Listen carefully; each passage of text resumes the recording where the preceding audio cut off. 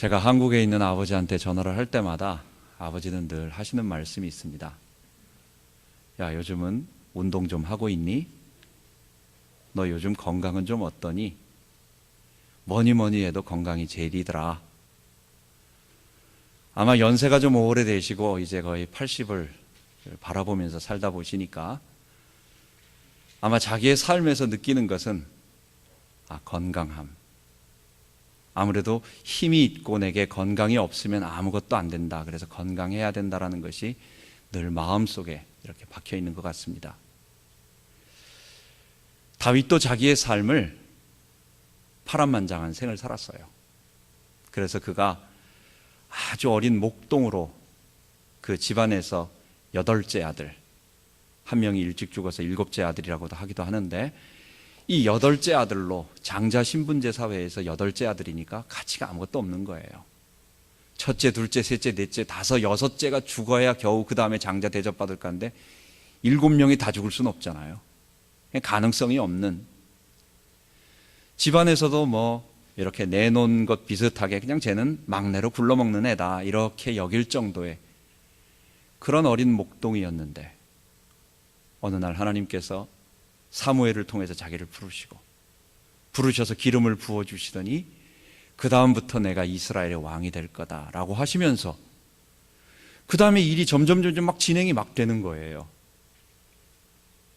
그가 골리앗을 만나서 하나님이 주시는 의분을 가지고 그가 골리앗을 무너뜨리고 일약 이스라엘의 모든 사람들 위에 다 주목을 받는 인물로 세워진 그 다음부터 왕이 될 때까지 거의 10여 년을 그 다음에는 고생을 하게 됩니다. 다윗의 일생을 보면 정말 어떤 드라마틱한 그게 있어요. 그죠? 아무것도 아닌 천한 신분에서 그 다음에 어느 날 갑자기 최고의 정점으로 스타가 됐다가 그 다음부터 사람들에게는 존경과 칭찬을 받는데 왕의 직접적인 견제를 받아가지고 자꾸만 어려움을 당하고 도망다니고 마지막에는 이제는 막 다른 나라로 망명할 수밖에 없는 상황까지 갔다가 그러다가 극적으로 사울왕의 죽음으로 왕이 되고, 그래서 이제는 모든 사람들이 다 와서 자기를 왕으로 삼고 그 다음에 이스라엘의 왕이 되어서 여러 가지 일을 하다가 그가 최고의 정점이라고 할 수 있는 그 하나님의 언약을 다 이루는 애굽 하수에서부터 큰 강 유브라데까지, 그게 이스라엘 나라에 하나님께서 주신, 아브라함에게 주신 영토에 대한 땅이었어요. 이스라엘 백성은 여기서부터 여기까지 큰 강, 저기 애굽에 있는 애굽 하수, 애굽 강, 나일강으로부터 저 북쪽에는 시리아, 거기에 있는 바로 유브라데까지 이 넓은 지역 가나안 전체를 너희가 다스릴 거다. 그거를 다 이루면서 마지막까지 이루게 된 거예요. 다윗의 생은 여기까지 잘 나가다가 밧세바 사건 이후에 그 다음부터는 이제 곤두박질 치기 시작하면서 3번의 반역, 자기가 참 소중하게 여기고 사랑하고 있는 아들이 자기를 죽이려고 달려오는 이 상황, 또 이스라엘 10지파가 떨어져 나갈 것 같은 긴급한 위기, 그리고 나이가 들었을 때 자기가 힘이 없을 때에 또 다른 아들이 스스로 제사장 아비아달과 그 다음에 자기가 평생 군대 장관으로 시켰던 요압 장관과 합작해서 또 반역을 또 일으키고, 뭐 이런 상황들, 3년의 기근, 그리고 7만 명이 죽는 온역, 이런 여러 가지 일들이 그의 삶에서 계속 있었던 거예요. 다윗이 잠깐 살 때는, 그때를 지나갈 때는 잘 몰랐을 것입니다. 다윗이 그런 일을 겪을 때는 아무것도 몰라요. 우리가 우리의 삶을 이렇게 지나볼 때 하나님이 내 귀에서 막 역사하시고 뭐라고 말씀해 주시고 내 앞에서 나타나셔가지고 어떤 일을 하는 그런 특별한 일이 우리 삶에서 얼마나 있습니까? 어떤 분들은 어젯밤에 하나님께서 내게 말씀하여 주셨는데 오늘 하나님은 이렇게 역사하시고, 그게 믿음의 고백이고 자기 신앙의 고백이지 정말 하나님이 그 말 문자 그대로 막 그렇게 나타나서 그렇게 역사하시는 것은 아니었습니다. 그런데 자기의 인생 그 순간에 어떤 사건 속에는 하나님이 우리에게 나타나지 않는 것 같고, 나는 내 혼자서 걸어가는 것 같고, 나는 내 일을 저절로 내가 판단하고 결정하고 하는 것 같았는데, 삶을 살아서 싹 돌아보니까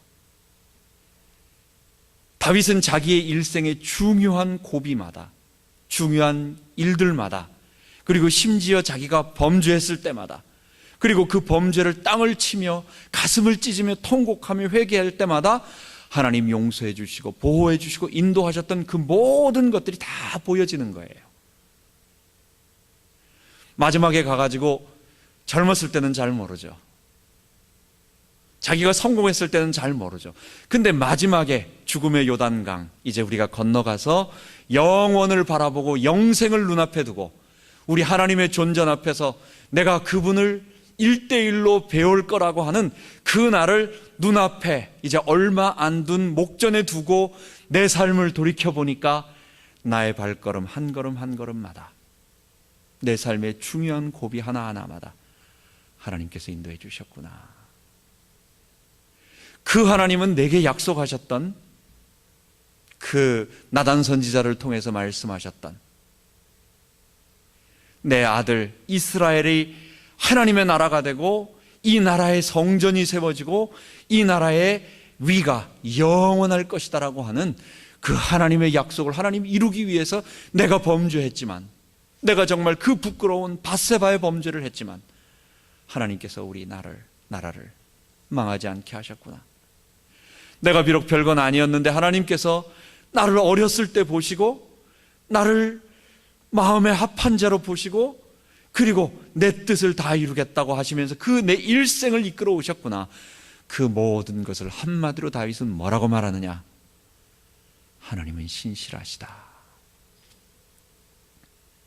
신실이라고 하는 단어는 그 약속을 끝까지 지키시면서 흔들림이 없는 거예요. 로마서의 주제도 바로 그것입니다.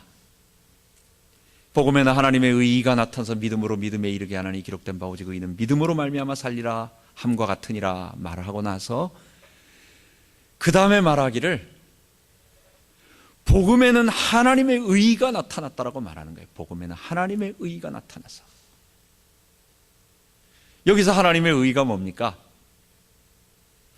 우리는 죄인이고 우리는 하나님과의 약속을 지키지 아니하고 우리는 하나님께 대한 신실함이 하나도 없고 우리는 우리가 마땅히 하나님을 섬기고 순종하고 또 하나님께 우리의 모든 것을 헌신하고 바쳐야 함에도 불구하고 우리는 신실하지가 않아. 우리는 그 일을 하지가 않아. 우리는 늘 멀리 떠나서 하나님을 대적하고 있지만, 그러나 하나님은 자기의 신실함, 자기의 약속을 자기 백성에게 끝까지 그것을 이루며 지키시며 인도하시는 분이었다는 것입니다. 인생 마지막을 다 돌아보면서 다윗이 말년에 이 3년 기근도 있고 7년 온역도, 7만 명 온역도 있고 전염병을 말하는 것입니다. 그리고 밧세바를 통한 이후에 3번의 반역 큰 어려운 사건들, 개인적인 위기, 국가적인 위기를 다 겪고 넘어가고, 그리고 그 마지막에 도달해서 마지막 하나님 앞에 고백하는 것. 하나님,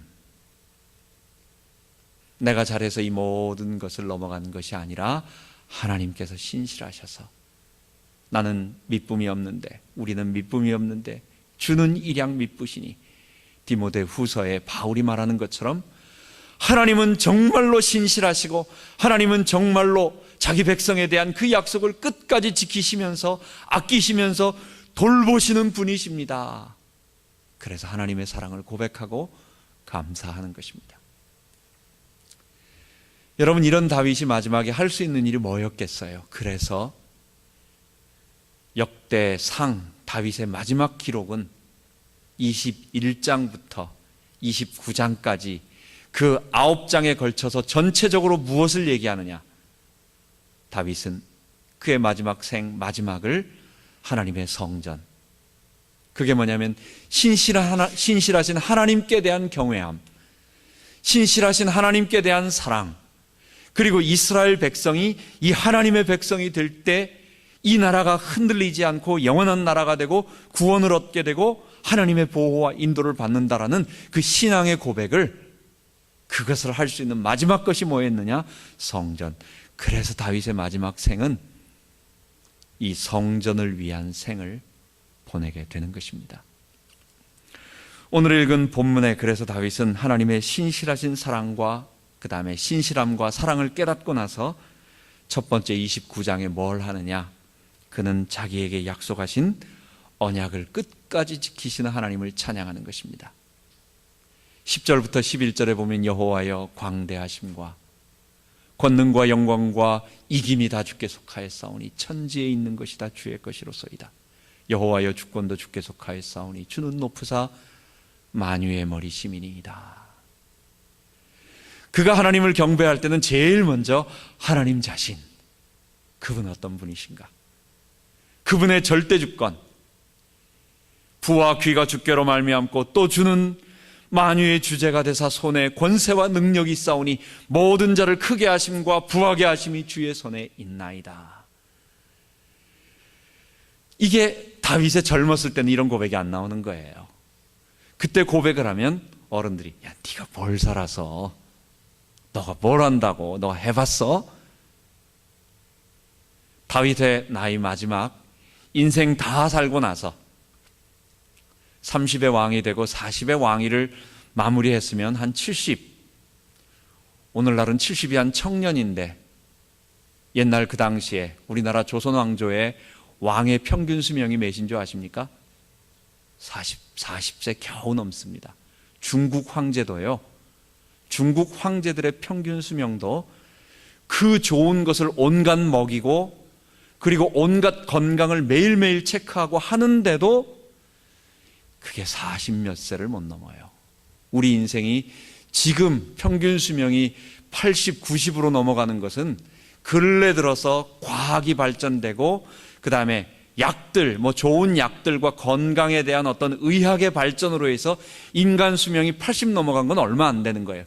그때 70 거의 넘어가면서 이 다윗이 인생을 다 마치고 나서 고백하는 것, 하나님, 내가 저 목동, 내가 저 유대지파 이세의 아들 중에서 7째, 8째 아들 그 막내 가운데 있다가 내가 왕이 되고 내가 이 왕위를, 이 어려운 왕위, 이 하루도 이 왕위를 지키는 게 얼마나 어렵습니까?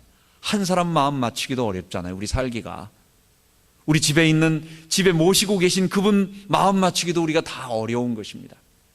그런데 수많은 백성들의 마음을, 그들의 먹을 것, 입을 것, 그리고 그들의 공평한 공의와 정의와 이런 것을 실행하면서 그 사람들의 마음을 흔들리지 않게, 그 사람들이 내게 따라올 수 있도록 하는 이런 것을 40년 동안 통치하고, 이런 모든 것, 모든 자를 크게 하시고 부하게 하시고 강하게 하시고 높게 하시고 낮추게 하시는 그 모든 것은 하나님 당신에게 있었습니다.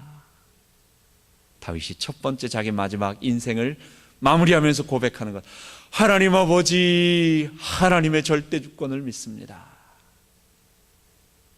여러분, 우리는 어떤 고백을 합니까? 사람마다 다 자기 직업병이 있겠지만 저도 직업병이 하나 있습니다.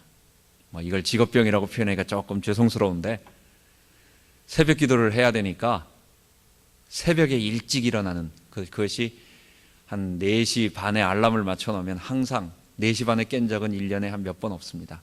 거의 3시 반, 늦어도 3시 반, 3시 깹니다.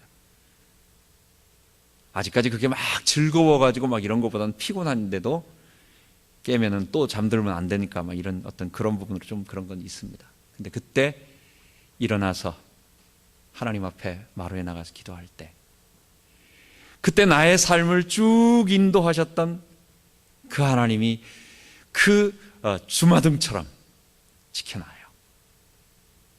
하나님이 내 인생의 모든 주권을 잡으시고, 그리고 부족하지만은 그 모든 것을 이끌어 오셨던 그런 것 하나하나 살펴보니까 아직 그렇게 많은 생을 살진 못했지만 이제 얼마 안 있으면 내년이면 한국 나이로 지천명 바라보는 그 나이에 하나님, 여기까지 오는 그 순간순간마다 하나님께서 개입하시고 보호하시고 하나님께서 역사하시고 하나님께서 그 어렸을 때 그 뭘 한다고 그 주님을 위해서 살겠다고 서원했던 그 서원에 맞춰서 하나님이 끝까지 쭉 이끌어 오셨던 그것들이 느껴지는 거예요. 그래서 우리 아이들에게 이야기합니다. 내가 경험한 바까지만, 내가 안 한 것은 못하지만 우리 첫째 아이가 나는 졸업하고 뭘 해야 될지 잘 모르겠다고, 어떨 때 그런 거 얘기할 때 막 걱정하고 염려할 때 제가 얘기하는 거, 야, 아빠도 너같이 어떤 재주도 없고 뭐 별거 없었는데 하나님을 의지하고 하나님 바라보고 그냥 뭐 대단한 꿈 꾸지도 못하고 그냥 하나님을 위해 살겠다고 선언하고 달려오니까 하나님이 내 능력과는 상관없이 인도하시더라. 물론 그때그때마다 최선 다하는 어떤 부분이 있었지만 그것 이상으로 할 수 없었던 많은 부분들 속에서 하나님이 손 내밀어 주셔서 인도하셨더라. 그것까지는 고백할 수 있었어요. 모든 자를 크게 하심과 강하게 하심과 부하게 하심과 높게 하심이 우리 하나님께 있더라. 우리 학생들 생각해 보면 아이들을 보면서 아이들이 얘기합니다. 어른들은 너 뭘 걱정할 게 있냐고, 학교 다닐 때가 제일 쉬운 거라고, 그냥 엄마 주는 밥 열심히 먹고 공부 열심히 하고 성적만 되면 된다고. 지난번에 우리 꼬맹이 혁상이가 그러더라고요. 목사님 우리도 걱정 많아요 그러더라고요. 자기도 염려할 거 많대요. 자기는 자기 나름대로 염려할 것이 있고 또 자기도 미래 학교 적응 앞으로 뭐 해야 할 여러 가지 것들 생각하면 자기도 걱정이 태산 같다는 거예요. 여러분 우리 인생이 다 그런 것 같습니다. 근데 제가 뭐 다는 모르지만 우리 다 마찬가지예요. 한 가지 분명한 것은 하나님은 자기 백성에 대한 그 약속을 끝까지 지키시는 신실하신 분이라는 것 하나 하고, 그분은 그냥 그런 마음만 가진 좋은 분이 아니라 그럴 만한 충분한 능력을 가지신 전능하신 절대 주권을 가진 분이라는 것, 우리는 이것을 고백하게 되고 맞는 것 같습니다. 계속해서 거기에 보면 13절과 15절에 보면 자기에게 베푸신 하나님의 은혜에 대한 감사를 드립니다. 우리 하나님이여, 이제 우리가 주께 감사하며 주의 영화로운 이름을 찬양하나이다. 나와 내 백성이 무엇이간데. 다윗은 자기가 많은 은금을, 오늘 읽은 본문 1절부터 9절까지 보면 하나님 앞에 모든 물건들을 다 준비해 놓고 나서 그 다음에 사비를 들여서 금 3,000달란트를 냅니다. 백성들의 모든 사람들이 다 모으니까 금 5,000달란트, 그리고 은 1만 달란트, 또 이런 거 다 1만 달란트씩 내는데 자기가 가지고 있는 최선의 것을 다해서 1만 달란트를 내고 모든 것을 막 금을 내면서 최고를 다하는데, 그때 하는 말이, 내가 이거 있어서 드리는 게 그냥 비서를 시켜가지고 야 오늘 수표 얼마 써서 내라 이런 게 아니에요. 이 예배를 마치고 하나님 앞에 또 양 1,000마리, 염소 또 소 1,000마리의 번제를 하나님 앞에 드립니다. 왕궁의 것 담당하는 자에게 오늘 양 1,000마리 드려라, 명령 하나로 그렇게 하는 게 아니에요. 그는 그에 있는 모든 중심을 가지고 하나님 앞에 자기가 할 수 있는 모든 것을 다해서 하나님 앞에 감사드리며, 하나님, 아무것도 아닌 나를, 또 우리 이스라엘을 하나님 택하셔서 하나님 나라를 세우시고 이스라엘 민족을, 부족한 이스라엘 백성을 구원하셔서 우리를 이 모든 나라 가운데 제사장 나라로 세우시고 훗날 우리를 통해서 그리스도를 보내주실 이 하나님을 생각하니 감사합니다.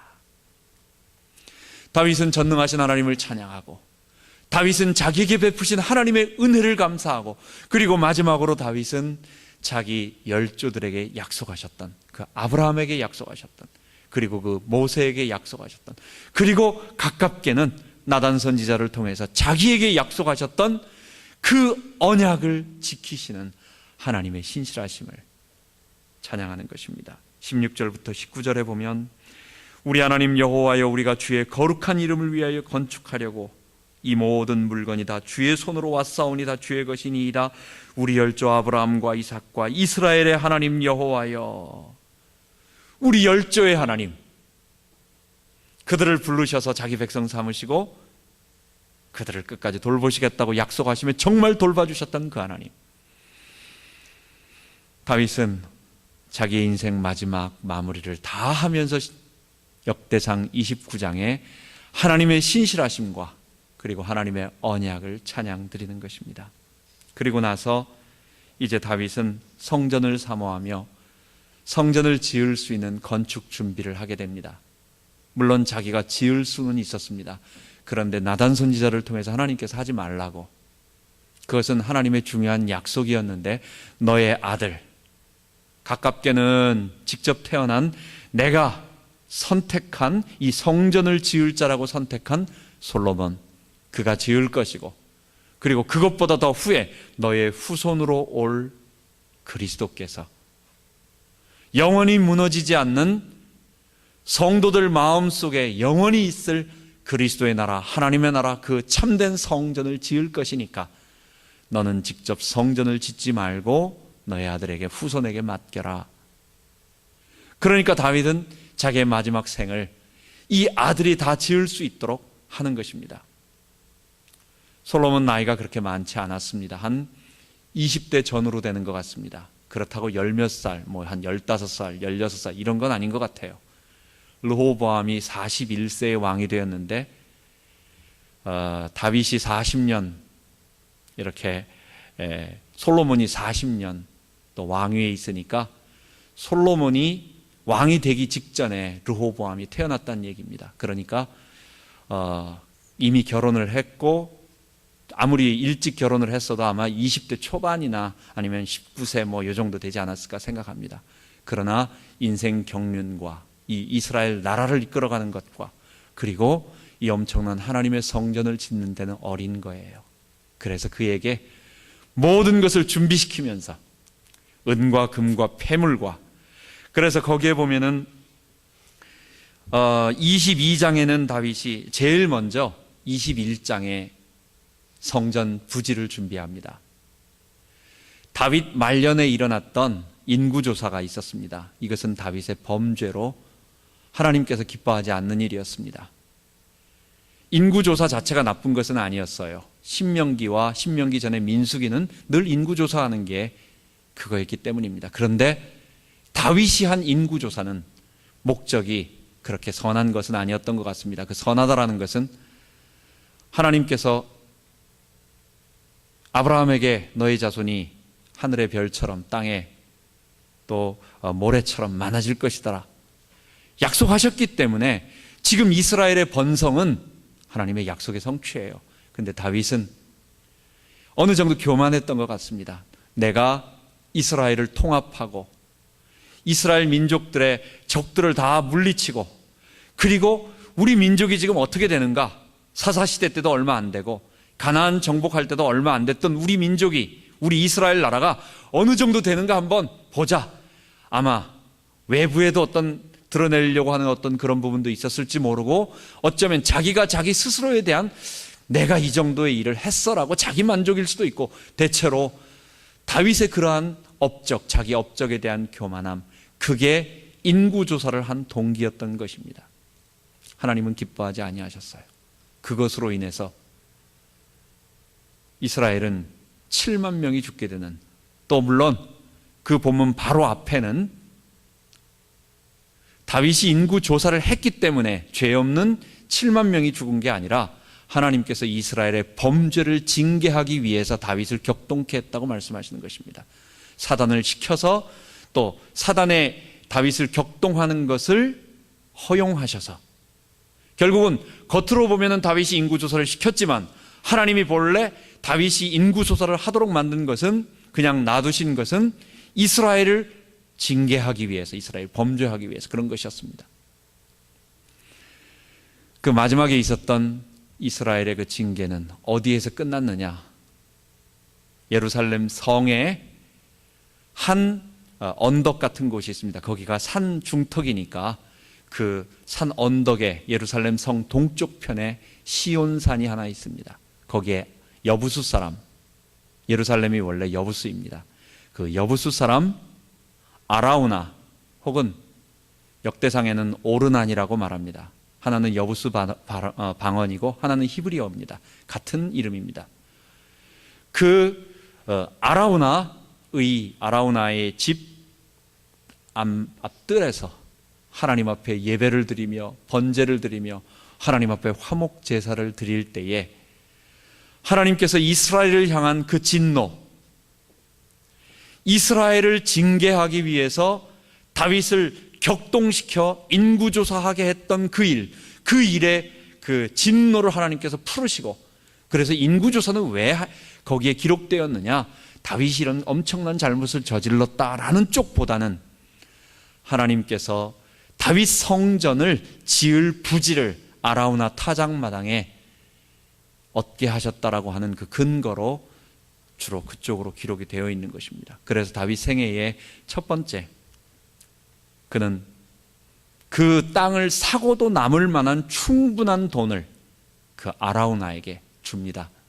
아라우나는 내가 그냥 드리고 싶은데, 국가를 위해서 내가 내 땅을 드리고 싶습니다 해도 아니다, 이건 그렇게 하는 게 아니다.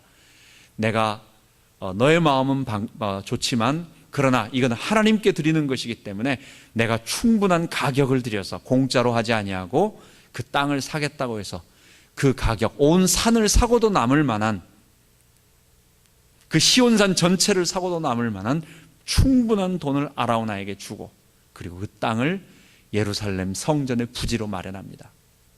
그리고 나서 22장에는 거기에 필요한 모든 성전 건축 자재를 준비해요. 돌을 잘 다듬는 두로 사람들, 시리아 사람들, 이런 사람들을, 석공들을 다 모아서 성전에 필요한 돌들을 다 깎아가지고 한쪽에다 모아뒀습니다. 그리고 나무들을 했을 때 그 당시에 벌써 청동기와 철기 시대로 넘어가는 때이기 때문에 철로 된 못, 노수로 된 못 같은 것도 다 철기구를 준비합니다. 그리고 성전의 기물들은 금과 은과 이런 것으로 다 만들어야 되기 때문에 그런 모든 은금들, 자재들, 그리고 성전 기물을 만들 수 있는 사람들까지 다 준비해 둡니다. 그게 22장 얘기예요. 23장부터 27장까지는 그 성전을 섬길 수 있는 이제 레위 지파의 사람들, 게르손, 고핫, 무라리 자손들 해가지고 그들이 해야 할 역할들이 있어요. 성전에서 해야 할 역할들, 인구를 딱 조사하고 그 레위 지파의 직분들을 쫙 계대별로 준비한 다음에 너희들의 역할은 이거, 너희들의 역할은 이거 하면서 23장, 24장에는 아론의 직계 자손들, 그게 제사장들입니다. 레위 지파, 고핫 자손, 그 중에 아론의 직계 자손들을 제사장으로 뽑는 것입니다. 그래서 제사장은 누구, 제사장의 역할은 뭐 해가지고 그것도 딱 정비를 해둡니다. 그리고 나서 군대 조직과 그 다음에 행정 조직을 쫙 다 다듬어 놓는 것이 28장 얘기고, 마지막 29장 오늘 읽은 본문은 이 성전 건축을 위한 모든 것을 마무리하고 28장에는 마지막으로 솔로몬에게 이것을 얘기합니다. 내가 이걸 다 준비해 놨는데, 심지어는 하나님께서 주의 성신이 내게 은혜를 주셔서 성전을 이렇게 지으라고, 이런 모양으로 이렇게 지으라고 다 가르쳐 주셔서 그 부분들을 하나하나 기록으로 남겨놓았어요. 성전 식양, 오늘 말로 말한다면 도면이라고 말할 수 있겠습니다. 성전을 이렇게 만들려고 하는 규모에 대한 모든 것들까지 다 만들어 놓고 그 솔로몬에게 넘겨주면서, 솔로몬아, 하나님께서 내게 말씀하신 것이 바로 이 부분이고, 이것을 지어서 이스라엘 백성이 하나님 섬기게 만들고, 너도 딴짓하지 말고 하나님 의지하고 하나님 경외하고 하나님 섬결하고 신신당부하고, 비록 이 일이 어렵지만, 이 일이 굉장한 역사이지만 하나님께서 너에게 힘 주실 거야 얘기하고, 그러면서 하나님께 그를 의탁하면서 28장 마무리하고, 그리고 29장에는 모든 백성 불러서 하나님께 감사 제사를 드리는 것입니다. 일천 번제와 그리고 또 수많은 제물들을 하나님께 드리면서 마지막 아까 우리가 읽었던 그 시를 낭송하면서 고백하는 것입니다. 여러분, 그래서 우리는 다윗의 마지막 인생, 노년의 인생 결론을 한번 살펴보겠습니다. 그게 뭐였습니까? 여러분들 마지막 아이들에게 떠날 때 뭘 얘기하겠어요? 야, 얘야, 뭐니 뭐니 해도 뭐니가 제일이다. 여러분, 우리 아이들에게 그렇게 얘기하겠습니까? 야, 너 친구 잘 새겨서 뭐 빼기 좋아야 돼, 뭐 이런 말로 우리 아이들에게 남겨놓겠습니까? 다윗 인생 마지막 딱 지나고 보니까 결국 남는 것은 하나였어요. 자기가 다 경험해 봤어요. 인생 정점으로 최고로 달려가 봤어요. 모든 전쟁마다 다 승리도 해봤어요. 또 자기의 범죄로 말미암아 저 밑바닥까지 한번 떨어져 봤어요. 그 사망의 음침한 골짜기로 갈 때까지가 있었어요. 또 하나님께서 그것을 불쌍히 여겨주셔서 민족과 또 국가와 자기 개인의 엄청난 위기를 다 넘어가게 하셨어요. 그리고 마지막 이제 얼마 안 있으면 이 모든 것을 마칠 그날을 바라보니까 인생의 마지막 결론이 뭡니까? 하나였어요. 하나님을 경외하고 그분을 섬기라는 것이었습니다. 다윗의 인생 결론은 하나였습니다. 하나님을 경외하고 그분을 전심으로 섬기며 그분을 의지하며 사는 인생이 가장 복되다는 것이었습니다. 어떤 사람들 얘기할 때 우리 인생을 평준화라고 얘기를 합니다. 한 50대쯤 되면 우리 외모의 평준화가 된다고 합니다. 그때는 잘나고 못나고 다 똑같아요. 옛날에는 잘난 것이 좀 눈에 띄고 그랬는데 이제는 우리 외모, 남자도 마찬가지고 여자도 마찬가지고 우리의 피부, 머리카락, 아니면 우리의 시력, 뭐 주름, 이런 여러 가지 것들 다 볼 때 인생은 다들 그냥 힘 빠진, 다 그런 깃털 빠진 어떤 닭처럼 우리가 다 불쌍한 초라한 모습으로, 그래서 어디 가서 나 잘났다라고 뭐 이렇게 얘기할 만한 그런 게 없다. 50대에는 외모의 평준화가 온다고 합니다. 60대쯤 되면은 직업의 평준화랍니다. 우리 미국에 오면은 다 그런 것 같아요. 직업 때문에 얻게 된 그 지식의 평준화죠. 지식과 직업이죠. 옛날에 어디 나왔다, 내가 어느 학교 나왔다, 내가 뭘 누구 뭐 했다, 뭐 이런 것들. 여기 와 보니까 다 똑같아요. 다 우리 같이 넘으면 다 똑같이 친구가 되고 다 어려워하면서 다 은퇴하게 되고, 한국에서는 40대 후반부터 막 퇴직해가지고 퇴직할 수밖에 없는 그 하이 클래스로 대학에 들어가고 그 어렵다고 하는 대기업에 들어가고, 이제 좀 이렇게 기 좀 피려고 하니까 40대 후반부터 명퇴해가지고, 그래도 그 다음부터는 뭐 어떻게 할 수 없는, 인생 60대면 직업의 평준화, 인생 70대면 건강의 평준화, 그리고 마지막 인생 80대면요 뭘 하고 살았느냐, 뭘 배웠느냐, 뭘 가졌느냐, 뭐가 있느냐 다 상관없이 하나님 앞에 선 인생의 평준화가 다 이루어져서 똑같다는 거예요. 다 똑같이 친구 되고 다 힘들어하면서 어려워하는 것입니다. 여러분, 모든 것은 지나가는 것입니다.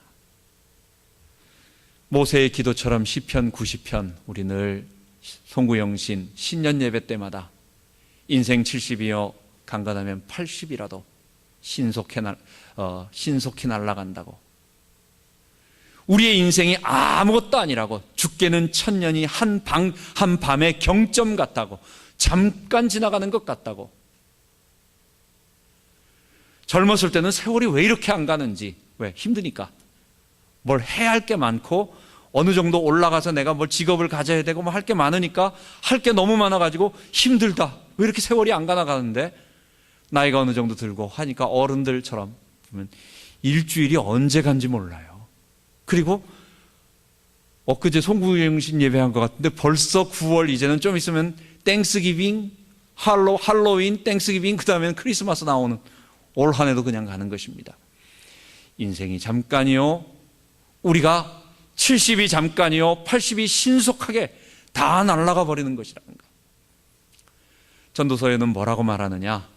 전도서에는 그래서 너는 청년의 때 곧 너의 곤고한 날이 이르기 전 너의 창조자를 기억하라. 나는 아무 낙이 없다 할 해가 가깝기 전에 너의 창조자를 기억하라. 우리 하나님 앞에 설 때, 심지어 솔로몬이 기록한 잠언인데 마지막 30장은 아삽의 잠언이고 그 다음에 31장은 르무엘, 그 어머니가 르무엘이라고 하는 왕에게 이제 잠언을 주는 것입니다. 그 고백입니다. 그때 나오는 이야기, 고운 것도 헛되고 아름다운 것도 헛되나 오직 여호와를 경외하는 여인이 복을 받을 거라고. 우리가 여인은 여인대로 남자는 남자대로 다 살아가면서 이것 준비하고 저것 준비하고 그때는 이게 소중하고 이것을 가지면 힘 있는 것 같아 보이지만 다 지나가는 거예요. 남는 것은 없는 거예요. 남는 것은 내가 이 다음에 이전에 뭐 A 플러스 맞았다 이런 것도 남는 거 하나도 없어요. 옛날에 돈을 얼마 가지고 있었다 다 지나가는 거예요. 모든 것은 지나가고 모든 것은 없어진다는 거. 인생 지내고 보니까 마지막 하나님을 위하고 하나님을 섬긴 것만 남더라. 웨스트민스터 사원의 영국 애비에 보면, 대성당에 보면 거기에 영국을 대표하는 가장 중요한 인물들이 그 사원에 묻혀 있습니다. 영국 국교회가 다 종교적인 어떤 캐톨릭의, 사실은 형태가 캐톨릭이죠. 종교는 정치적으로는 분리되었지만 그러나 그 내용은 그대로 그냥 우상 숭배하는 캐톨릭과 그대로 갖는 것입니다. 당시의 영국 국교회가 그랬습니다. 그때 하나님과의 1:1 체험을 만나고 미국 조지아 주인가요? 그쪽으로 선교 여행을 오다가 배를 타고 오는 가운데 그때 풍랑을 만나서, 그때 자기는 선교사로 가고 있는데 자기는 죽음을 두려워하는데 한쪽에서 모라비안이라고 하는 한 경건주의에 속해 있었던 그런 사람들이 기쁨으로 찬양하며 두려워하지 않는 모습을 보고 도대체 저 사람들은 뭔가? 나는 그렇게 주님을 위하여 경건하게 성경을 암송하고, 메소디스라는 것이 사실은 그게 규칙주의자라는 것입니다. 엄격한 규칙주의자라는 것입니다. 성경 하루에 몇 장, 아침 몇 시에 일어나서 어떻게 내 삶을 딱 정해가지고 빈틈없이 하나님을 위해서 최고로 경건하게 살아간다라고 하는, 그게 메소디스트라는 거예요. 나는 그런 사람으로 그렇게 전도하기 위해서 미국으로 건너가고 있는데 풍랑 만나고 보니까 나의 이 구원이라고 하는 것은 두렵더라. 난 정말 두렵더라. 근데 저 사람은 뭔가? 그러다가 올더스게이트 거기서 모라비안 사람들이 기도하면서 로마서 서문을 읽을 때에 진정한 회심, 주님과의 만남을 체험한 요한 웨슬리. 그리고 나서 그가 돌아다니면서 불쌍한 민중들에게 하나님과의 이 개인적인 관계를 이야기하면서 복음을 전했던 하나님의 사람 요한 웨슬리. 그의 무덤이 바로 웨스트민스터 애비에 묻혀 있습니다. 거기에 비문에 보면 3가지 중요한 말이 있습니다. 첫 번째는 All the world is my parish. 모든 교구는, 세상은 나의 교구다. 나는 이 세상을 향하여, 세상을 나의 parish라고 하는 것은 감리교의 한 교구를 말하는 거예요. 내가 세상을 향해서 달려갈 것이다. 하나님의 복음을 전하겠다는 것입니다. 두 번째는 God buried his workman, but continues his work. 하나님은 당신의 종을 땅에 묻으시지만 그러나 당신의 사역은 계속하실 것이다. 이 2가지 말이 적혀 있고, 마지막 3번째, Best of all is God is with us. 첫 번째와 2번째, 자기의 전생을 하나님을 향해 달려갔어요. 세계를 향하여 달려갔어요. 그리고 내가 지금 오늘 이 순간 죽지만 하나님께서는 이 사역을 또 누군가를 통해서 하나님 이 일을 이룰 거라는 믿음의 진정한 고백을 하고 묻혔어요. 그런데 그가 마지막에 한 3번째 가장 중요한 단어가 뭐냐? Best of all is. 가장 중요한 것은 God is with us. 내가 어떤 엄청난 일을 한 것도 아니고 내가 대단하게 하나님을 위하여 봉사한 것도 아니고 하나님이 나와 함께 하셔서 이 모든 일을 이루시고 하나님이 이 모든 일을 할 수 있도록 하셨다. 그래서 하나님을 위하여 일하고 하나님을 위해 섬기고 하나님을 경외하고 하나님을 높이고, 그리고 그는 그 당시에 그가 할 수 있는 최선을 다해서 말을 타고 다니면서 사람들에게 복음을 전했던 것입니다. 아마 바울의 고백이 생각났을 거예요. 디모데후서 4장 7절 8절, 내게 의의 면류관이 예비되어 있다고. 서머나 교회에 말한 것처럼 내가 죽도록 충성하라. 생명의 면류관 내가 나에게 줄 거라고. 내가 표대를 향하여 내가 그 하나님 앞에 잡힌 바 된 그것, 그리고 하늘에서 부르신 그 부름의 상, 하나님께서 나를 불러주셨어요. 나를 종으로 불러주셨어. 우리 모두가 종으로 부르심 받은 거예요. 우리가 일꾼으로 부름 받은 거예요. 근데 그 불렀을 때에 그 일꾼에게 주시는 상급이 있어요. 우리가 이 세상에 살면서 우리가 뿌린 모든 씨앗들이 헛되지 아니하고 다 우리에게 돌아올 거예요. 이것을 바라보면서 그의 생을 그가 할 수 있는 최선을 다해서 보냈어요. 다윗, 지금으로부터 4,000년 전인가요? 3,000년 전입니다. BC 1000년경이니까 그 당시에 그가 할 수 있었던 일은 예루살렘 성전을 위하여 준비하는 일이었습니다.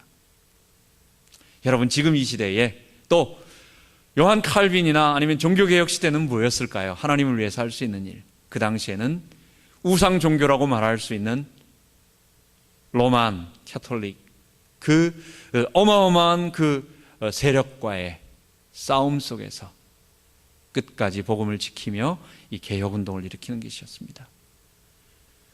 여러분, 지금 이 시대는 우리에게 뭘 하나님 말할까요? 저는 요즘 그런 마음을 생각합니다. 하나님께서 우리를 부르셔서 참 소중한 사람들, 귀한 분들을 저를 만난 나는 참 축복받은 사람이다, 감사하다. 참 그렇게 재미없는 사람인데도 불구하고 하나님 이렇게 나와 함께 같이 이 복음의 길을 말할 수 있도록 전하게 하셨다. 그런데 요즘 들어서 조금 생각나는 게 하나 있어요. 그게 뭐냐면, 내가 그동안 복음을 너무 예쁘게 전한 거 아닌가, 이런 생각이 조금 듭니다. 마음속에 어떤 다른 사람과 좀 부딪히지 않도록, 가능하면은 어떤 것과 부딪히지 않도록 나는 잘못된 것을 말하기보다는 그냥 바른 것만 이렇게 해서 그렇게만 얘기하려고 했던 어떤 그런 부분이 아닌가, 너무 착하게 표현하자면은 좀 어떤 그런 부분이 아닌가. 하나님께서 이 시대에, 지금 시대가 사실은 참 많이 어렵습니다. 교회들마다 정말 너무 어렵습니다. 얼마 전에 되어진 것 이렇게 읽어보면, 글들을 읽어보면, 지금까지는 한 번도 저는 그런 거 경험 못 해봤지만, 정말 이런 게 막 주일날 예배 드리는데 막 뭐 던지고 막 소리 지르고 앞에 나가서 막 마이크 잡아 당기고 막 밀치고 경찰 오고, 이게 정말 사실이구나. 여러분, 우리가 하나님의 말씀, 저는 우리 시대에 하나님께서 요즘 하나님의 의와 그리스도의 연합이라고 하는 이 두 단어가 제 마음속에 너무 강하게 옵니다. 하나님, 이 복음의 진리를 우리 한번 성도들과 함께 기뻐하며 우리가 당당하게 전하며 우리가 이 진리와 함께 같이 가게 하여 주옵소서. 하나님, 이제는 좀 더 분명한 것을 말하면서 하나님 그 사역을 감당하게 하여 주옵소서. 우리 같이 기도합시다. 하나님 아버지, 다윗이 마지막 인생의 결론 내린 것은 결국은 인생의 마지막은 하나님 섬기고 경외하는 것이었습니다. 최고의 정점에서 모든 것을 겪어보고 저 사망의 음침한 골짜기를 통과해보고 하나님 사죄의 은총을 체험하며 결국은 하나님은 신실하신 하나님이었다는 것, 그리고 그 하나님께서 다윗에게 약속하셨던 언약, 바로 오늘 이 그리스도와 그의 나라, 이 언약을 우리들에게 이루시기 위하여 하나님은 지금도 역사하시는 것을 우리는 성경을 통해서, 다윗의 인생 고백을 통해서 고백하게 됩니다. 하나님, 이것 하기를 원합니다. 소중한 우리 집사님, 권사님, 장로님 한 분 한 분 모시고 또 우리 함께 이 아름다운 복음 증거하는 일에 우리를 부르신 그 부르심의 상급을 따라 전심으로 달려가며 의의 면류관, 영광의 면류관, 생명의 면류관, 그 하나님이 주시는 면류관을 받아 쓸 수 있도록 인도하여 주옵소서. 감사드리며 우리 주 예수 그리스도의 이름으로 기도하옵나이다. 아멘.